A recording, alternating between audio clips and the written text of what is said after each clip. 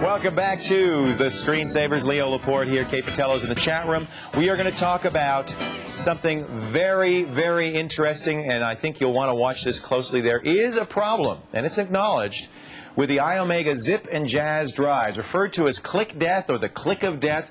And here's what happens. An audible click develops in drives, which can be fatal to the disk and sometimes possibly to the drive. We're going to find out a little bit more about that. Here to explain what the click of death is, a guy who's done a lot of research on the subject, a man I've read and known about for years, Steve Gibson, hardware wizard, disk guru. Good to have you here. Thanks. You wrote SpinRite years ago. How long ago did you write SpinRite? It had its 10th birthday at the end of March. And it's back.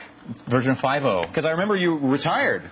Kinda. Well, I left. I did the column for 8 years in InfoWorld, the Tech Talk column, every week for 8 years. I read it religiously. That's enough. It was you and Dvorak. That's all I read. That's right. Yeah. And John left, and the magazine changed, and also the industry began accelerating to a point where I wasn't able to get anything else done except research for the column. And my main focus is development. That's what I love. Here on that last column. That's what I love. Well, he's back, and let's talk a little bit about the click of death. We'll talk. I would love to talk to you another time more about all the history, because I'm an oldster. But let's talk about click of death. First of all, how did you get involved in click death? What happened is that with version 5 of SpinRite, which supports the FAT32 you were talking to the prior caller about, that's in SR2, it also supports SCSI drives for the first time. And Zip and Jazz drives, or if not SCSI, they're SCSI-like. The point is that SpinRite 5 runs on any drive that exists under DOS and Windows. So you had to investigate these drives. What happened was we got a couple people wrote to us, a couple customers called and said, hey, SpinRite 5 fixes click of death. I'd never heard of click of death, so I did some research and I found out that there's thousands of people that are having problems with their zip drives. So although SpinRite... Now, by the way, we should say 10 million zip drives in use. 15, I think. 15 million now. Yeah, that's so 1,000 people or thousands of people is not a bad number. As a percentage, I think it's not. iOmega has said maybe 100,000 would be affected by this problem. Even that's a small number. Yeah, when you consider 15 million. So what is click death? The click sound itself is no mystery. That's the sound made when the disk is or when the drive is unable to find the sector or access a sector that it's looking for in the disk. Well, we've heard this on hard drives. It goes. Like back in the old days, the old timer that you are, you remember that. It's trying to read a sector and can't. It's doing a retry, and it sounds like it's struggling. It's like groaning, exactly. Yes. In this case, you get a clunk. Clunka, clunka, which is nothing more than the heads being retracted out of the cartridge and then put back in to see if, doing it again, loading them again will help the problem. So the click itself is not a bad thing. It's not like the drive head hitting the media or something like that. No. It's a normal thing. It's trying to reread it. It's just like the sound that you hear when you first put the cartridge in and the heads load. But when I hear this sound, should I be worried? Well, if you hear the sound ever, once the cartridge is in, and when you're trying to access your data, then you need to be worried. Okay, now this is, I should reiterate, a problem that occurs on iOmega's Zip and Jazz disks.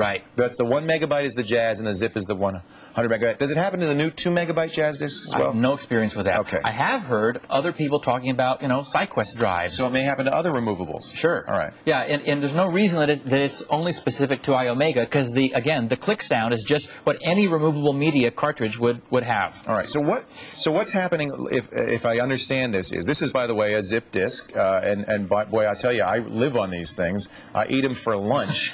And I treat them pretty badly, I have to confess. And you were talking before the show that one of the problems is people treat them like floppy disks, Well, and the classic zip drive itself, is that blue box that you bang it around, and you tend to take it around with you.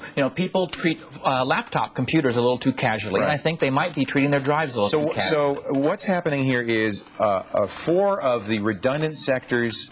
Is that right? On the disk. Tracks. There are 4 sort of secret hidden tracks called Z tracks, Z as in zip, which is where the drive stores its internal housekeeping data. Okay, it's not your data, it's the drive's own data. And you have no access to it from the outside. Right. Those get damaged, it basically turns this into a coaster. A doorstop. Okay. Yeah, exactly. Well, not a very good doorstop, a better coaster. Yeah, it's a high-tech coaster. Now, one of the things we've heard with click death, and I want you to debunk this one, is that when a cartridge dies, it can then contaminate other non-damaged drives. Is that true or false? In other words, I've had click death, I've pulled this out. This disk is damaged? Very likely that disk has some formatting damage on it now. Is my drive damaged in the my zip disk drive damaged? Yeah, the drive. That drive is damaged. That drive is damaged. Well, if I put this in another drive, my friend's drive, to see if this disk is okay, am I going to damage his drive? Only in a very rare circumstance. Because that was one of the things I think that really scared people. Was this contagion idea. This typhoid Mary of zip disks. What happens is a bad zip disk will damage the formatting on that cartridge. And so you're hearing it click and click, click, click, and you think, uh-oh, there's a problem. Then you take this disk, which itself has now been damaged by the bad drive, stick it into a good drive, and it clicks. So the presumption is, now that drive is bad. It's not only clicking because it can't read this disk. Exactly. It's a normal process. Exactly. So what happens to these drives that they start clicking? What's going on? Why would it damage this disk? By the way, I haven't had this happen. I don't know anybody this has happened to. I know thousands of people. They're all, well, that's because they're all coming to. So Steve Gibson, by the way, the website is spinright.com, and you have a whole section if people want to know more about this, and we point to it from our website. And a freeware utility on the way that'll allow you to detect whether your drive might cause click of death. All right, so the drive is damaged. It's damaged the disk. This is useless. Should I then take the drive out of circulation? Will it damage more disks? Yes. Okay. Yes. So it's now time to retire the drive. Good news, they're only about $100. Is there any way to fix a click of death drive? The problem is you asked what causes it. Right. When I started doing the research, I wanted to find the reason and fix it. Maybe do something like ZipWrite, you know, to fix zip problems. Turns out there isn't a cause. It's been linked to bad power supplies, bad connectors, the heads getting dirty, and there's no like a cleaning disk for zip drives. There's no such thing.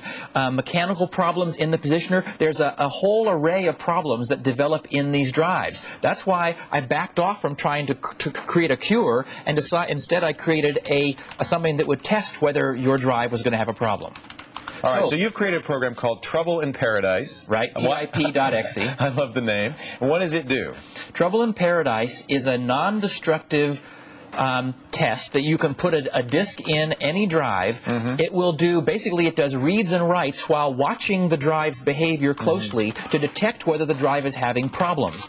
The drive, see, it will mask problems a lot by relocating bad sectors around using these Z-tracks. So it's actually smart. It's doing the right thing. It's a beautifully engineered drive. When I got into this, I was very impressed with the engineering iOmega had done. It looks like, you know, there a percentage of them that is not insignificant are having problems. All right. So you're going to release this when? Middle of next week. Okay. And it will be a diagnostic program? Free. Downloadable from spinright.com. Written in assembly language. Very small. All right. Gee, people still write in assembly. That's all I use. Only Steve Gibson. David Hellier's on the line. He is with marketing at iOmega. David, what's your title? The general manager of the Zip aftermarket business. Okay, so you're Mr. Zip in many respects. You've heard. No, I have a counterpart that handles our OEM side of the business, but together we have responsibility for most of the Zip business. David, have you heard what Steve Gibson has been saying? Well, let's see. We certainly have. We've seen it on the websites and heard feedback from our customers loud and clear. And so, what's I guess what I iOmega's want to say position? is that the purpose for me being on the call is to make sure our customers know that if they have any issue at all, if they feel like they have a problem that could be associated with the heads of the drive, which is a potential failure mechanism, you know, as like a lot of other products, that they can simply call iOmega. In fact, we'd really ask our customers to go to iOmega's support line, and if they have any questions or concerns, we are more than happy to address them. In fact, we want them to go directly to us and not to third-party websites, because we know the products, we know the how they work and the intricacies of the products. And if our customers have a problem specific to this issue, that whether it's in or out of warranty, we're going to take care of and replace the product if necessary. Right, we're talking to David Hellier of iOmega. So you stand behind the drives. You admit that this problem does occur. And as I said earlier in the interview, David, and we're not slamming you, to have this happen to even hundreds of thousands of drives when you've sold 15 million is not a bad track record. I mean, I think Steve and I are both fans of the zip disk. Well, again, I think you know, absolutely, and we agree. And the fact is that our customers spoke up, and we're glad that they did speak up. Okay. And we've learned a lot from this. And the fact of the matter is that Sometimes there's a problem with the product. This is there can be a problem with the heads on a very, very rare instance, and we're very committed to the quality of our products. But if a problem arises, I think the bottom line is we're going to take care of our customers, and that's who help the product line be successful, and we're going to stand by them. So you'd encourage people to call iOmega. I would too, although I have to say you have to praise the work of people like Steve and the other click death sites that have publicized this. Our own Jim Latterback, who was the first to break this story nationwide in PC Week, who publicized it, and credit to iOmega for admitting the problem and standing behind the drives. The Trouble in Paradise utility that Steve is talking about, do you have an opinion on that, David? Yeah, we've tested the utility SpinRite, and effectively, this is not SpinRite. First, it doesn't detect the problem. Wait a minute, David. This doesn't fix the problem. Okay. And C, it's really no different than what our customers can do with Norton Utilities. So, well, wait, but one point though, David. This is not SpinRite he's proposing. He has written a new utility which will be out next week. That is understood. And again, if there is a problem along this line, it's associated with a hardware problem. So there isn't a software fix to the problem. Well, he's not proposing to fix it. He's proposing if a disk is damaged, you can use a utility to help recover some of the sectors, but it won't fundamentally change the fact that it's a hardware problem. So again, our suggestion is don't take a chance. Give us a call. We're doing things like we've recently publicized that we had some compatibility issues on our Zip Plus, and we sent out some new owners manuals to every registered user. We published it online. We did a technical bulletin alert, and we've had very positive response.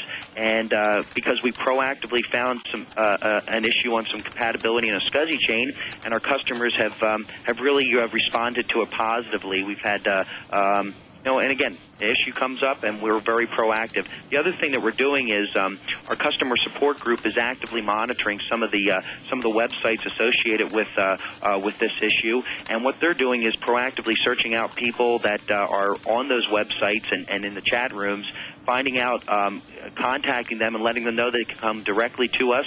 And if it's an issue, we're addressing it directly. And if it means replacing the drive, that's what we're doing. All right. Thank you, David Hellier from iOmega. We appreciate your taking the time to talk to us. Take care, David. And I want to thank Steve Gibson of SpinRite. SpinRite is available now, right? Oh, for 10 years. 5.0 is available now. 5.0. How much is it? $89 for new users, $39 for upgrades. Now, is it, just real quickly, it doesn't fix disks. It diagnoses problems. It looks at... SpinRite fixes it. does fix disks. Yeah. What kind of problems? Any kind of data loss. It's like the data recovery tool that'll rebuild your drive if something crashes and hurts it. Yeah. Can you leave us a copy? You've got one. Thank you. Steve Gibson, really a pleasure to meet you. The Click of Death page, Steve's information is at spinrite.com. That's where the Trouble in Paradise program will be. Although we should warn you, iOmega says, don't use it, just call them. And thanks for joining us. We appreciate it. My pleasure.